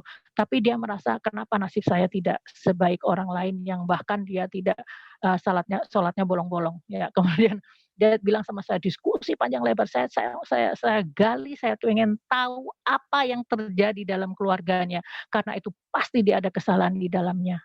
Karena dia mau dibantu ya Bu ya, kalau dia nggak mau dibantu saya nggak akan bukain gitu. Jadi mau dibantu, jadi karena saya ingin tahu apa yang terjadi, ternyata istrinya itu suka ke rentenir, riba gitu. Sampai rumahnya habis, sampai sepeda motornya habis. Nah inilah, ya tapi yang lakuin kan istri saya bukan saya. Iya, tapi keburukan pada riba itu menyebar ke dalam keluarga. Makanya tugas dari seorang suami untuk selalu bisa mengontrol istrinya supaya tidak melakukan hal-hal yang tidak disukai Allah. Ku anfusikum wa ahlikum naron. Jadi selamatkan dirimu kemudian keluargamu dari siksa api neraka. Ya. Oke, selanjutnya ya disebutkan oleh Ibnu Qayyim, di antara akibat dari berbuat maksiat adalah hilangnya nikmat dan datangnya bencana. Ya, jadi kalau banyak maksiat itu jadi nikmat. Jadi kalau baca Quran nggak nikmat tuh biasanya ada maksiat yang dia lakukan. Ya. Kemudian dan tidaklah suatu nikmat itu hilang melainkan karena dosa. Ya, jadi nikmat itu hilang. Jadi nikmat makan itu misalnya enak baca Quran enak, tapi kenapa jadi nggak enak baca Quran teh nggak mau banyak-banyak, cepet-cepet ditutup ya, karena pasti ada dosanya ya. Ini hal seperti ini harusnya menjadi introspeksi buat diri kita ya, jangan untuk menilai orang lain. Karena kalau ini dipakai untuk menilai orang lain, nanti jatuhnya itu akan kita punya masalah inabadzoni ism, nanti kita punya masalah buruk sangka kepada orang lain, dan itu menjadi dosa yang nanti jatuhnya masuk ke dalam diri kita sendiri. Ya, jadi tidaklah musibah itu turun melainkan karena dosa. Ya, dan musibah itu terangkat hanya juga karena taubat. Ya, kata Ali bin Abi Thalib. Ya. Nah, musibah itu supaya manusia kembali kepada Allah. Ya, kemudian seperti ini lagi, ada lagi maksiat itu bisa menutup jalan rezeki. Ya. Dalam surat Al-A'raf disebutkan, kalau sekiranya penduduk negeri itu beriman dan bertakwa, niscaya kami akan melimpahkan kepada mereka dari berkah dari langit dan dari bumi, ya, dan mereka mendustakan ayat-ayat kami. Ya, jadi makanya mampet itu rezekinya. Ya, seperti ada negara-negara yang memang Allah keluarkan itu ya emas hitam dari bumi ya, seperti negara Brunei ya. Keluarkan emas hitam jadi negara yang terkaya, yang kaya di dunia. Di Dubai itu karena mutiara ya, itu karena ya ada satu amalan yang dulu mereka lakukan dalam kaum itu, kemudian eksesnya sampai sekarang. Wah, tapi di Dubai banyak maksiat ya, itu nanti maksiat beda lagi, nanti setelah ini akan ada masalah di Dubai. Tapi maksudnya dulunya itu seperti apa negara Dubai itu yang ingin kita ketahui, sehingga akhirnya Allah melimpahkan, memuntahkan mutiara-mutiara dari laut untuk penduduk di Dubai sehingga mereka menjadi sangat kaya raya. Iya. Oke, kemudian ada sebuah hadis yang mengatakan tidak dapat menambah usia kecuali kebaikan, ya, tidak bisa menolak ketentuan takdir kecuali doa. Nah, takdir bisa menolak doa, bisa menolak takdir ya. Ya, jadi kalau misalnya begini ceritanya, misalnya gini, ada seseorang tuh ya karena dia tuh melakukan kesalahan, ya dia melakukan kesalahan, kemudian dia karena kesalahannya itu dia terpeleset harusnya dia terpeleset di sore hari gitu. Tapi karena dia berdoa di pagi hari, dia baca Al-Quran atau dia baca zikir pagi dan petang, maka bisa jadi tertolak apa-apa yang harusnya dia dapatkan di sore hari itu. Ya, itu contoh daripada takdir itu bisa doa itu bisa menolak takdir. Ya, barang siapa yang berpaling dari Allah maka hidupnya susah. Ya, jadi jangan berpaling, ya justru harus mendekat kepada Allah. Kalau berpaling dari Allah maka kehidupannya akan jadi sempit dan nanti di akhirat juga dalam keadaan buta. Oke, itu mungkin yang ya zakat, ya lalai zakat dan curang dalam timbangan mengundang kemarau. Ada hadisnya, ya ada sudah disebutkan. Ya apabila satu kaum telah menghalangi mengeluarkan zakat maka ditahanlah hujan. Ya. Kemudian berlaku curang dan timbangan, ya timbangannya tidak. Ini juga akan, nah ini coba lihat nih, bagus nih. Apabila suatu kaum sudah berlaku curang pada ukuran dan timbangan, maka terjadilah kemarau panjang dan kesukaran bahan makanan dan kezaliman penguasa. Nah, ini coba. Coba bandingkan dengan kondisi kita di sini gitu ya. Jadi apa namanya? Ya, jadi kaumnya curang, tapi kemudian nanti eksesnya itu ada macam-macam, kemarau atau kesukaran bahan makanan, ya atau kezaliman penguasa gitu. Makanya jangan curang gitu. Orang lain curang ya udah pokoknya kitanya jangan curang. Kemudian lalai pada hukum Allah menjadikan negara bermasalah ya. Macam-macam ya nih. Oke, ini kita udah waktunya sudah mepet sekali. Sudah jam Jadi 5:10, Bunda. Jadi alias 10, makanya kita ini aja kita pertajam dengan sesi ini aja. Sesi tanya jawab. Oke, silakan. Ini saya kayaknya down lagi nih komputer saya. Ya, Bunda, ini silakan tanya ada jawabnya. Teh Desti yang bertanya. Teh Desti, mangga Teh Desti mau bertanya langsung. Teh Desti ini ada 2 pertanyaan ya? Iya. Silahkan Teh Desti. Silakan. Mau bertanya langsung atau dibacakan? Ini mau pindah laptop tadinya. Baiklah. Mangga Teh. Bun, tadi yang pertama Bun, slide yang pertama itu Desi sempat putus sinyal yang kodar ya? Ya. Ada penetapan yang berulang-ulang. Maksud dari berulang-ulang itu apa, Bun? Oke, kalau di dalam bahasa Arab itu kalau ada kata yang kalau bahasa Arab kan kata kerjanya ada 3 ya, ada tiga huruf hijaiyah. Kalau huruf tengahnya itu ada tasdid, ya, ada tasdid. Itu artinya misalkan zakaro menjadi zakaro, ya, maka itu artinya sesuatu yang lebih intens. Jadi sesuatu yang terjadi dengan intensitas. Gitu ya. Ya mungkin Bunda dalam hari ini tuh tadi slide-nya itu slide lama, itu saya tahun berapa 2018 atau lupa lagi, kayaknya udah lama banget itu slide-nya. Jadi mungkin bukan maksud Bunda tuh bukan berulang-ulang ya, tapi lebih karena intensitas. Jadi takdir itu di dalam sistem takdir itu sistemnya tuh banyak sekali gitu loh, Des. Jadi sistemnya itu banyak sekali, satu aspek dengan aspek lain saling berkaitan dan kemudian oleh Allah itu disinergikan gitu dan selalu bukan di-upgrade sih, tapi selalu dia juga selalu berkembang gitu. Maksudnya berkembang dalam arti kalau misalkan ada masukan dari dari manusia, dari dalam bentuk doa, nah itu kemudian itu bisa jadi berubah gitu. Jadi seperti berulang-ulang dalam arti sistemnya itu dinamis tapi dia intens. Mungkin begitu maksud Bunda. Ya waktu itu maaf tuh slide-nya yang zaman baheula.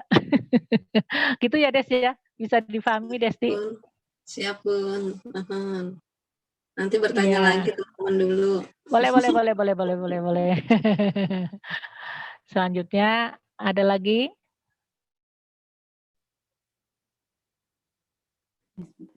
Selanjutnya ini dari Teh Nur Latifah. Iya. Teh Nur Latifah, mangga Teh.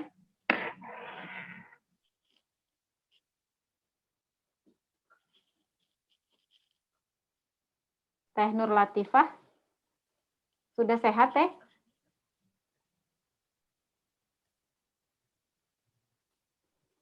Oh iya, baik dibacakan saja katanya.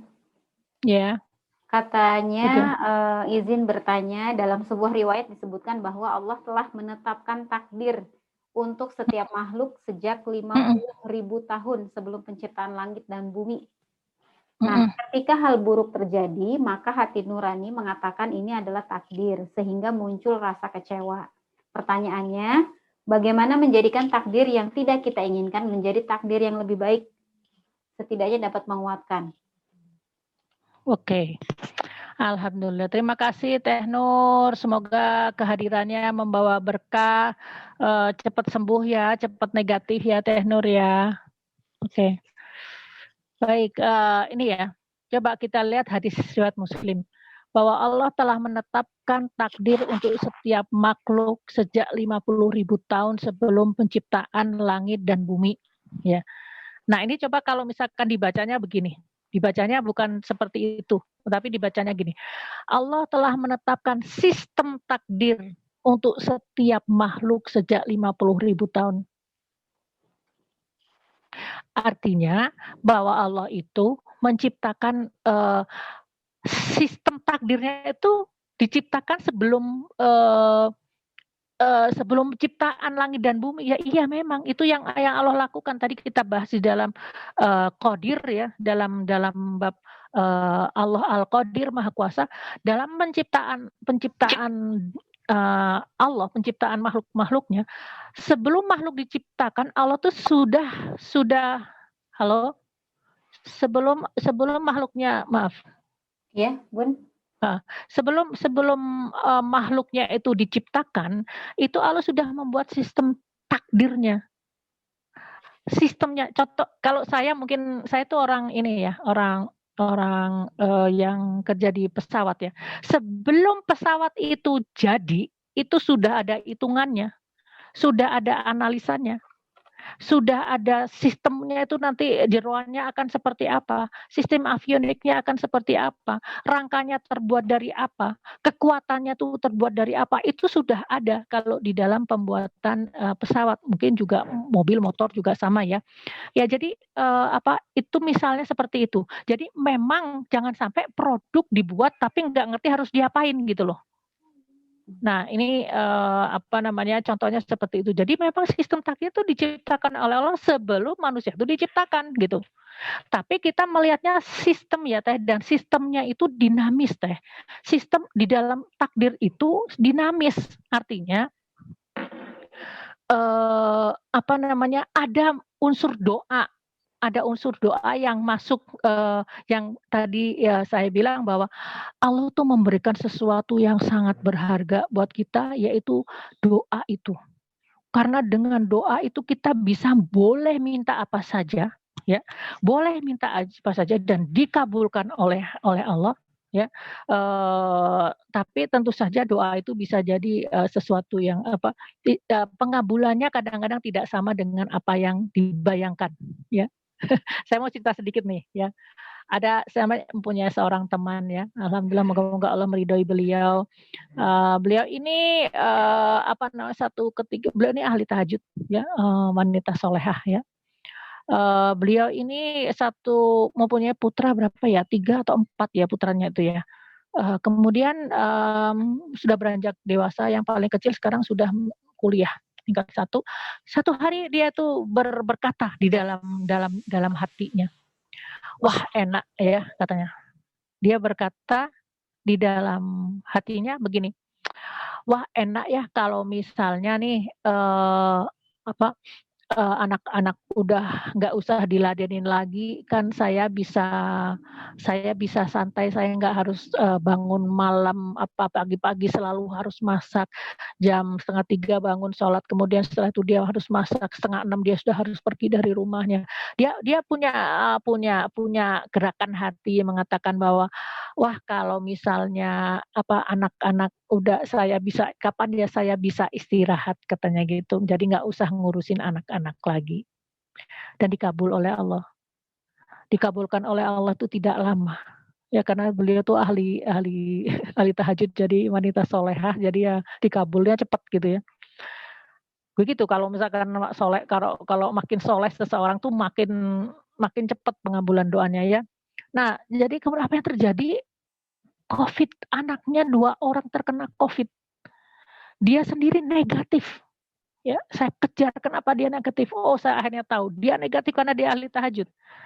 Masya Allah. Dan dia punya keyakinan bahwa karena dia seorang dokter yang tiap hari ketemu dengan pasien, dia meniatkan Allah Maha Kuasa untuk melindungi saya. Katanya gitu. Dengan sangat yakinnya beliau tuh mengatakan seperti itu.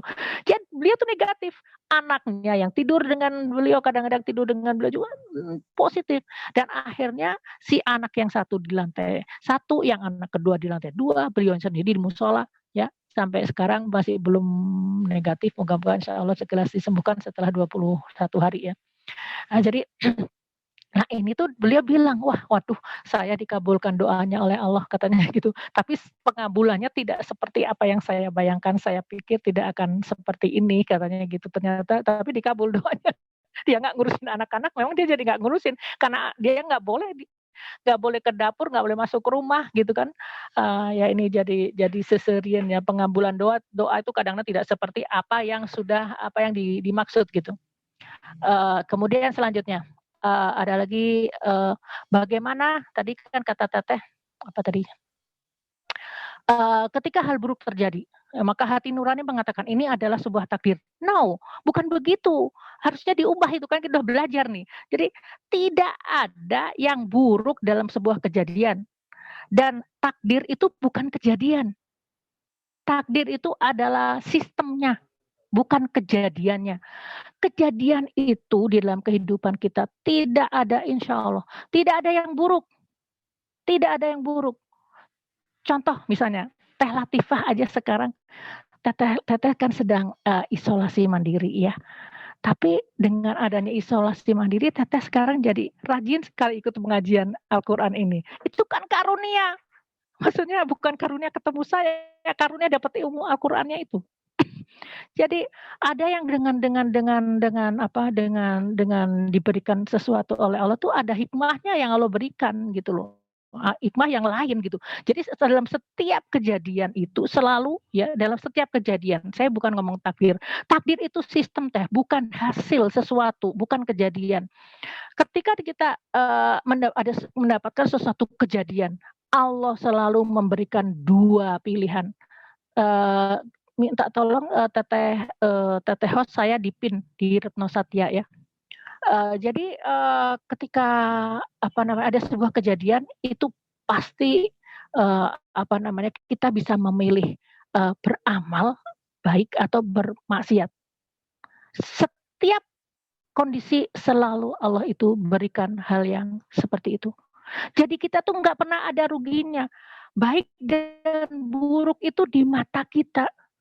Tapi hakikatnya itu adalah bagaimana menyikapinya supaya gitu menjadi satu kebaikan. Contoh aja. Orang di dunia ini banyak sekali yang mengeluh yang miskin itu ya, suka aduh saya kenapa enak si A, si B kan uangnya banyak, hartanya ada gitu ya. Ketika saya bertemu dengan orang seperti ini, saya berkata, punya kesempatan masuk surga bigoir hisab, saya bilang gitu. Kalau ibu nanti ditakdirkan Allah dengan kesabaran ibu masuk ke dalam surga bigoir hisab karena betul-betul tidak ada hisab yang dari ibu, maka ibu akan merasa sangat beruntung. Dan kita ini yang masih punya harta yang dititipkan, maka kita masih harus mempertanggungjawabkan harta kita di satu hari yaumang kana fihi miqdaruhu khamsina alfasanah. Ada hari di mana satu harinya itu 50.000 tahun. Nunggunya 50.000 tahun. Sekarang kalau kasus kita itu dibuka semua oleh Allah, satu orang dibuka oleh Allah. Selama usia 60 tahun dia dibuka satu-satu kasusnya. Kemudian diselesaikan kasusnya. Itu berapa lama, berapa hari? Coba berapa hari? Kalau misalkan satu harinya 50.000 tahun, berapa lama itu akan melalui yaumul hisab? Saya tuh ada punya seorang tetangga. Tetangga saya tuh dia tidak punya anak, tidak punya suami. Dia cuma punya keponakan. Dia nggak perempuan, udah tua, nggak punya harta, nggak punya apa-apa. Rumahnya juga diberikan pada keponakannya. Kerjaannya tuh jual gorengan. Saya melihat dia tuh ngeri-ngeri sedap, dalam arti itu saya tuh ya Allah, ini dia orang ini nanti kalau di yaumul akhir tuh hisabnya apa? Dia akan jauh lebih cepat masuk ke dalam surga selama dia itu sholat, puasa, sabar aja, dan itu terlihat. Dia baca Quran juga, terus nanti di sana aja masuk ke surganya, langsung masuk. Dan kita ini belum jelas. Nah itu ya, maksudnya itu yang saya bilang. Jadi kita sekali lagi tidak ada yang buruk di dalam kejadian, tapi yang memberikan kesan buruk itu adalah diri kita sendiri. Kita yang memberikan cap ini baik, ini buruk, ini baik, ini buruk. Tetapi Allah memberikan setiap kejadian yang kamu alami itu akan selalu ada jalan ke kanan, selalu ada jalan ke surga. Contoh misalnya begini, ada seseorang yang bercerai. Kemudian dia bilang, siapa sih yang mau bercerai? Yang mau, kan kalau Allah sudah menakdirkan saya bercerai ya gimana? Ini kan takdir Allah, saya nggak bisa menolaknya. Benar, nggak bisa menolaknya? Coba flashback ke belakang. Apa yang terjadi dalam pernikahan itu? Apakah sudah cukup bersabar? Apakah sudah cukup meminta pertolongan kepada Allah? Apakah sudah cukup untuk berdoa habis-habisan supaya keluarga menjadi lebih baik? Ataukah mengikuti hawa nafsu? Pokoknya maunya harus diturutin, dia sama saya beda, kita cerai aja, jeger, udah. Gitu. Nah, benarkah perceraian itu adalah Allah yang menunjuk, misalnya, hei kamu cerai, kamu tetap, kamu cerai, kamu tetap, kamu cerai, apakah sedemikian zolimnya Allah sehingga menentukan seseorang bercerai atau tidak bercerai? Akan tetapi ada satu hal yang harus kita pahami, bahwa ketika kejadian buruk, perceraian itu kan buruk ya, buruk terjadi, coba lihat apakah ada jalan selalu untuk ke kanan, ke surga?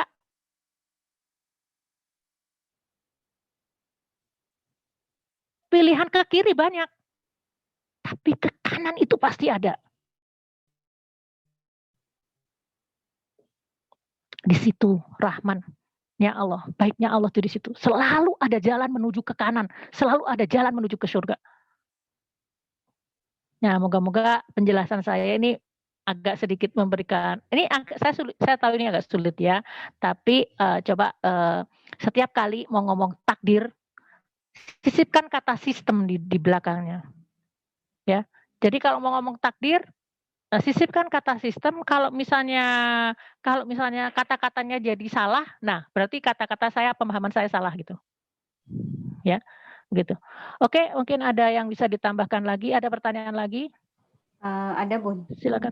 Ya, silakan dibacakan. Ini dari siapa dulu nih ya? Kayaknya pertanyaan Teh Desti sama Bu Dewi Agustini ini agak mirip ya, tentang apa sih kaitan kodo dan kodor dengan peluang kejadian yang kita hadapi gitu. Misalnya kalau dari Teh Desti itu ada peluang membantu orang lain gitu, kemudian tidak jadi bantu gitu, terus nanti nyesel gitu ya.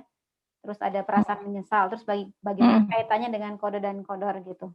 Nah, kalau dari Bu Dewi ini Enggak satu-satu aja. Ya, Bu Dewi gimana? Bu Dewi gimana? Dari Bu Dewi ini tentang kode dan kodor juga, cuman Bu Dewi bilang misalnya naik angkot jurusan Ledeng. Tapi pas sampai Ledeng berpikir, loh tadi saya coba naik angkot ke Dago, kan saya bisa ke Tahura. Begitu Bunda. Jadi apakah kode dan kodor itu ada pilihan gitu? Oh ada, ya. Jangan kodo dan kodar ya. Kalau kodo tuh urusan Allah, udah nggak usah dikutik-kutik, itu mah kehendak Allah. Tadi kan penciptaan langit dan bumi, apa segala macam gitu ya. Jadi kodo itu udah nggak ada, bukan urusan kita. Itu sudah tidak bisa kita kutik-kutik lagi ya. Sekarang yang kita kutik-kutik itu adalah masalah kodar atau takdir ya. Allah itu memberikan kepada kita itu apa ya, pilihan. Justru itu kenapa kita itu berbeda dengan makhluk Allah yang lain, berbeda dengan batu, berbeda dengan tanaman, karena kita itu mempunyai hak untuk memilih. Hak untuk memilih, kita boleh milih jadi manusia, itu boleh milih jadi kafir, boleh milih jadi mukmin, mau jadi muslim, mau jadi sesat, itu boleh. La ikraha fiddin. Kalau Allah mau juga Allah bisa semuanya jadi orang mukmin. Terus apa bedanya kita tuh dengan malaikat kalau semuanya mukmin? Kalau Allah juga bisa semua, kalau menjadikan semua orang tuh jadi batu gitu kan. Terus apa bedanya kita dengan batu gitu. Jadi kita adalah makhluk yang sangat bisa memilih, dan karena kita makhluk yang bisa memilih, maka Allah sediakan surga dan neraka. Karena surga dan neraka itu akan menjadi konsekuensi dari pilihan kita, gitu. Ya, moga-moga bisa difahami ya. Jadi kalau tadi terus kembali lagi ke Teh Desti. Desti bilang, saya tadinya itu tadinya mau ada acara yatim piatu, tapi kemudian saya nggak ikut gitu. Kemudian saya nyesel. Terus kemudian apa hubungannya dengan kodok dan kodar? Kembali masalah kodok itu bukan urusan kita, itu sudah lewat, itu hak prerogatif Allah, nggak usah nanya-nanya. Sama aja kayak misalnya kita kalau kodok itu ya, misalnya ada orang yang nanya misalnya, Mbak Hani, kenapa sih itu kerudungnya Mbak Hani kok hari ini warnanya abu-abu? Nah ini kodok saya, maksudnya ini kehendak saya gitu. Dan kenapa? Ya masa saya harus ngejelasin bahwa saya yang punya ya, yang udah disetrika yang ini, yang dan gitu. Tapi itu sebetulnya kan selera gitu. Jadi tidak sesuatu yang bisa ditanyakan. Nah kodok itu demikian. Kodok itu hak prerogatif Allah, tidak akan ditanyakan lagi, yang masih harus kita pelajari banyak itu tentang takdir atau kodar. Nah jadi kalau misalnya itu takdir kodar, coba pertanyaan Teh Desti itu kemudian kita ganti pakai sistem ya. Coba saya baca lagi. Tadi pertanyaan Teh Desti mana? Coba Teh Desti dibaca pertanyaan Teh Desti tapi hubungannya dengan dikasih kata sistem.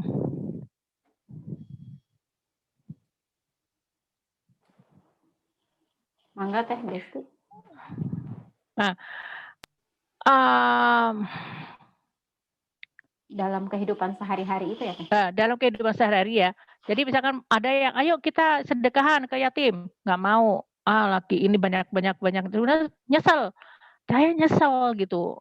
Kok kemudian saya nggak ikutan. Ya udah kerjain aja. Nanti ya apa yang Teteh kerjakan itu akan dapat pahala gitu. Terlambat Mbak, ya nggak apa-apa, di cover aja sama istighfar. Dengan istighfar dapat pahala lagi, kan gitu. Jadi sebetulnya dalam segala kejadian apapun kehidupan kita itu, kita tuh selalu kalau punya ilmunya ya, itu kita selalu bisa mengcover dengan menjadikan sesuatu itu menjadi lebih baik gitu.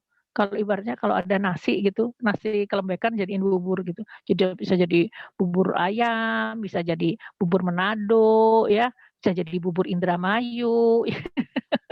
Jadi intinya itu Allah memberikan sistem di dalam sistem takdirnya itu yang menjadikan kita itu manusia nggak pernah akan rugi. Kita nggak akan pernah rugi kalau kita tahu bagaimana mensikapinya. Kita akan rugi kalau kita nggak tahu cara mensikapinya. Itu ya, betul. Oke, selanjutnya ini sudah lewat 5 menit ya. Ada lagi pertanyaan? Masih ada 2 pertanyaan. Ya, boleh. Yang pertama dari Nur Latifah, alhamdulillah sudah negatif ya, alhamdulillah. Terima kasih Bunda Retno. Alhamdulillah, ya. Oke, selanjutnya dari Teis ini, apakah dosa apa saja yang bisa membuat membaca Al-Quran nggak enak, terburu-buru dan nggak bisa banyak? Dosa apa saja yang kira-kira bisa membuat membaca Al-Quran itu menjadi tidak enak, terburu-buru dan nggak bisa banyak?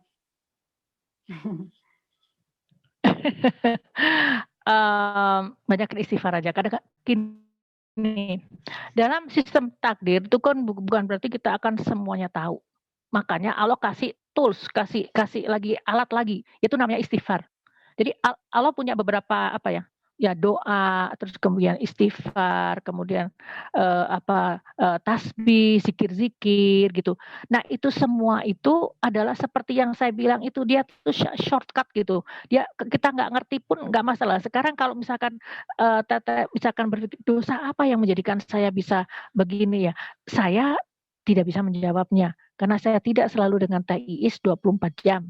Pertama, kedua ada toolsnya yaitu istighfar. Jangankan saya, jangankan orang lain, kita sendiri itu nggak ngerti dosa kita. Ya udah, kalau nggak ngerti nggak apa-apa, istighfar aja yang banyak. Nanti insya Allah efeknya tuh akan ada gitu. Saya dulu pernah punya sakit sehingga saya sulit sekali untuk sholat malam. Kemudian saya sedih, kemudian saya berkata, ya Allah, berikanlah kepada saya kesempatan untuk saya bisa sholat malam, dan itu diijabah oleh Allah. Ya maksudnya terus kemudian berjuang lagi gitu. Oke, tapi maksudnya sempat dari sakit itu kemudian bisa sholat malam lagi. Ya jadi artinya itu sebetulnya yang lain-lain tuh kalau ada yang kita nggak tahu ya udahlah, kalau misalkan memang nggak tahu ya udah gitu. Kalau kita tahu kita bisa introspeksi. Kalau nggak tahu ya udah, sekarang tinggal kita banyak beristighfar dan minta sama Allah, ya Allah saya ingin baca Qur'annya cepat, saya ingin lancar, gampang gitu kan. Nanti dibukakan oleh Allah pintunya. Insya Allah saya yakin TIIS akan diberikan karunia itu karena TIIS adalah orang yang istiqomah dengan Al-Quran. Insya Allah. Selanjutnya yang terakhir adalah dari adik saya tercinta, kayaknya ya, adikku tercinta. Apa itu pertanyaannya? Nah, rezeki masuk kategori kodo atau kodar. Jadi lagi masalah kodo itu udah bukan urusan kita, itu urusan gede-gede urusannya ya. Jadi kita tinggal masalah pertanyaannya, apakah rezeki masuk kategori sistem kodar? Oh ya, masuk kategori sistem kodar. Artinya itu sesuatu yang bisa diperbaiki, sesuatu yang bisa diperbaiki. Kan kalau yang rezeki itu ada 3 ya, ada 3 yang saya tahu. Yang pertama yaitu rezeki yang memang rezeki azali. Jadi rezeki itu memang selalu akan ada selama kita masih punya waktu hidup, selama kita hidup. Jadi rezeki nafas, oksigen, makan, nah itu semuanya itu masih menjadi rezeki ya sampai kita mati. Itu rezeki azali, itu nggak diminta, itu masuk sistem takdir yang udah standar basic, semua orang seperti itu ya. Kemudian yang kedua adalah rezeki kasab, yaitu rezeki yang diusahakan, rezeki yang memang kita harus berusaha untuk bisa mendapatkan itu. Contoh misalnya gini, kalau saya bekerja di kantor ini dan saya dapat gaji 10 juta, maka artinya usaha saya setiap hari pergi kantor jam 8 sampai jam 5 sore itu ada termasuk usaha kasab saya. Jadi usaha kasab. Jadi dengan usaha itu, dengan berusaha maka mendapatkan rezeki. Ya. Nah, kemudian ada lagi yang usaha yang misalnya ini teh Ziata ya, dia presiden direktur Ziata ya. Ya, dia juga ada usahanya. Kalau dia promosi, dia hire, dia perbaiki sistemnya, maka dia akan menjadi laku dagangannya ya. Nah, ini usaha kasab ya. Yang ketiga itu adalah rezeki yang dijanjikan. Nah, rezeki yang dijanjikan ini adalah contoh saja, wa may yattaqillaha yaj'al lahu makhraja. Apabila engkau bertakwa kepada Allah, maka aku akan berikan jalan dan aku berikan rezeki dari jalan, dan kalau kamu bertakwa, kamu akan berikan jalan dari jalan yang tidak disangka-sangka. Nah, ya, atau tadi yang rezeki jadi sedekah tadi, dari sedekah itu akan diganjar sekitar 700 kali atau bighairi hisab, atau lebih daripada 700 kali. Nah, ini adalah rezeki yang dijanjikan. Nah, rezeki yang dijanjikan ini unlimited gitu. Jadi ekstensinya tuh bisa kita sendiri nggak bisa membayangkannya, karena itu karunia dari Allah Subhanahu wa taala. Ya, gitu ya. Jadi begitu Dek. Kalau misalkan apakah rezeki itu masuk ke dalam sistem qadar? Iya. Dan itu yang Mbak tahu ini ada 3 itu. Ya, ada 3 itu. Yang satu flat sampai dia mati, yang satunya dia itu dengan yang rezeki usaha itu, rezeki kasab itu dia jadi terbatas, tapi biasanya di situ-situ aja gitu ya.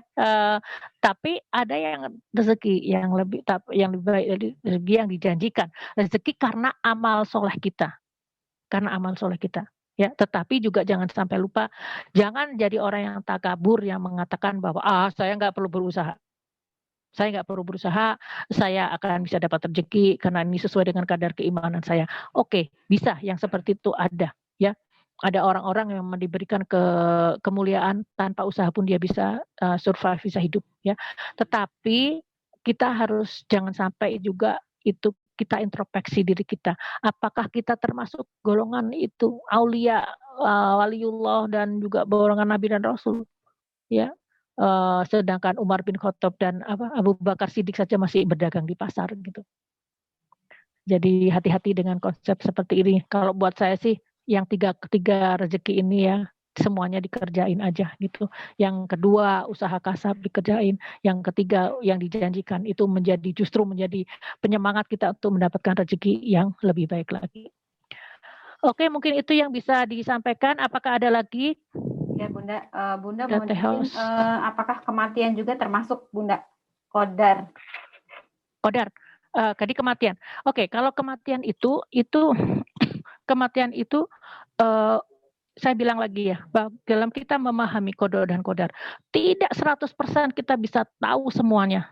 Ya, tidak 100% kita bisa tahu semuanya. Tetapi yang saya tahu di dalam kematian itu ada sistem takdirnya. Contoh, orang yang dia sudah punya ilmunya bahwa dia mempunyai dia tidak mau minum air putih, dia maunya hanya minum soda, Coca-Cola dan sebagainya. Umur 26 tahun dia meninggal. Karena apa? Ginjalnya rusak. Ya, ada seseorang yang kemudian dia dia punya penyakit gitu ya, punya penyakit misalnya jantung, tapi dia mengabaikan, dia makan jeroan apa segala macam, itu akan menjadi hitungan sistem takdir itu, gitu. Mbak, gitu, kenapa ada orang yang gitu, tapi yang satu cepat mati, actionnya sama, yang satu cepat mati, yang satunya hidupnya lama. Nah, itu yang masalahnya, apakah dia punya, misalnya katakanlah, yang ketiga tadi, yang rezeki yang dijanjikan, bahwa dia mungkin dia makannya jorok, tapi dia juga sholat malamnya kenceng atau sedekahnya kenceng. Ya itu wallahu alam. Ada satu cerita yang menarik ya, tentang ceritanya memang Israiliyat. Jadi tentang seorang zaman Nabi Musa alaihissalam, ada seseorang yang seorang pemuda. Pemuda ini mau nikah ceritanya, dan kemudian dia mendatangi Nabi Musa alaihissalam. Dia mengabarkan bahwa dia akan menikah keesokan harinya. Nabi Musa diberikan informasi ya dari malaikat bahwa orang ini umurnya nggak lama, dia nggak akan sampai nikah. Dia sebelum dia menikah besok dia akan mati karena jatahnya sudah habis. gitu ya, jatah umurnya itu sudah habis. Maka kemudian keesokan harinya Nabi Musa melihat loh orang ini masih hidup dan masih hidup sampai sekian puluh tahun gitu loh. Kemudian Nabi Musa bertanya kepada pemuda ini, apa yang kamu lakukan sejak hari pertama kamu mengatakan bahwa besok kamu akan menikah? Dia berkata, aku mendapatkan ilmu tentang sedekah dan aku mulai saat setelah aku bertemu denganmu, aku melakukan sedekah. Dan setiap hari aku melakukan sedekah. Dan nah ini jadi akhirnya dia sampai bisa hidup tuh sampai masih puluhan tahun. Ya, ini kan menunjukkan bahwa kematian pun itu sebetulnya juga masih bisa dengan sedekah, dengan doa itu masih bisa di extend gitu. Masih bisa meskipun kita juga, Mbak, tapi ada orang jahat itu tapi dia kok umurnya panjang. Lah mungkin dia pernah berdoa, ya Allah aku mau umur panjang gitu. Dan kan inna wa'dallahi haqq. Janji Allah itu benar. Kalau misalkan dia berdoa, saya mau panjang, ternyata dia juga umurnya memang panjang gitu. Karena oleh Allah diberikan dikabulkan doanya. Tetapi apakah dengan dia berumur panjang hidupnya akan mendekati surga? Itu pertanyaan besar. Itu maksud saya. Ya, jadi masalah kematian itu masuk dalam masalah takdir. Masalah takdir. Meskipun juga di situ itu kita nggak pernah tahu persis gitu loh ya. Ada orang yang hidupnya udah sehat tapi dia kok mati muda gitu. Ada yang seperti itu. Itu ada sistem takdir lain yang berjalan gitu. Kita nggak pernah tahu. Tapi itu masalah kematian itu masih bisa didoakan. Contoh saja, ada seseorang yang meninggal, dia bilang misalnya suami istri, saya mau kamu aja yang meninggal duluan kali ya, karena aku masih bisa ngurus diri aku sendiri. Kalau kamu duluan aja gitu, kalau misalkan itu nggak apa-apa. Itu dikabulkan oleh Allah. Bahkan ada juga yang berkata begini, karena saking cintanya sama pasangannya, saya maunya mati aja duluan, kita pengennya matinya sama-sama aja gitu. Saking cintanya, dikabul oleh Allah. Jadi satu hari itu meninggal istrinya, esoknya itu si tukang kuburnya ngubur ini lagi loh. Ini kan sudah yang kemarin dari kubur, iya nih suaminya. Dan memang dari saudara-saudaranya mengatakan mereka tuh sering berkata bahwa mereka ingin itu sehidup semati gitu. Tapi ada juga yang lain yang berkata, ada suami istri yang begini, enggak, kalau misalkan diizinkan oleh Allah, kasihan kalau bapak kan enggak ada yang ngurus, jadi kalau misalkan diizinkan ya enggak apa-apa kalau bapak duluan gitu, misalnya gitu. Ada yang kayak gitu, atau kasihan anak-anak, jadi minta sama Allah semoga Allah panjangkan umur kita. Itu semuanya itu didengar oleh Allah. Bahkan yang tidak terucap oleh kata-kata pun bisa diijabah oleh Allah. Jadi hati-hati dengan kata di dalam hati kita. Oke, mungkin itu dulu ya. Sudah waktunya ya. Insya Allah. 17.46. Iya.